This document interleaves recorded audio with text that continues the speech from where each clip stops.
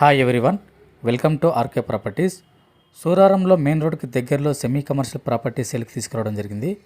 మీలో ఎవరైనా సూరారంలో semi commercial property కొనాలని చూస్తున్నట్లయితే ఈ వీడియోని, ఈ ప్రాపర్టీని చూడండి.